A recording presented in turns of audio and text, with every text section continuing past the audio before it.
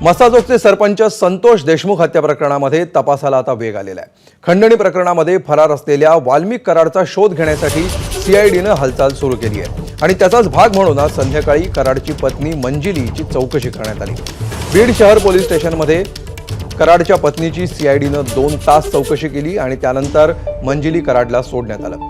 वाल्मिक कराडच्या पत्नीसह अजित पवारांच्या राष्ट्रवादीचे जिल्हाध्यक्ष राजेश्वर चव्हाण यांची देखील सीआयडीतर्फे चौकशी करण्यात आली। मंत्री धनंजय मुंडे यांचे निकटवर्ती असलेल्या कराड यांच्या अटकेची सर्व स्तरातून मागणी होती। नागपूरमध्ये झालेल्या हिवाळी अधिवेशनात देखील हा मुद्दा गाजला होता।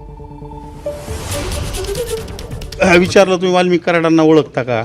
मी म्हणलं ओळखतो त्यांना, की माझी नगराध्यक्षाची राजकारणात समाजकारणात काम करणारी मंडळी आहे ती, ओळखत होतो म्हणलं। त्यांचा पत्ता विचारला का तुम्हाला? नाही आपल्याला काय आहेत, भेटत का नाही त्या संदर्भात चौकशी? मला एवढंच विचारलं ओळखत होतात का तुम्ही? म्हणलं हो ओळखत होतो, मी जिल्हा अध्यक्ष असल्यामुळे सगळेच मला ओळखतात। मी विष्णू साठे यांच्या संदर्भात नाही, त्यांना आम्ही पक्षातून काढून टाकलं त्यावेळेस। जे काही मला माहिती आहे ते मी सांगितलं पाहिजे। माझी ओळख होती का? होती।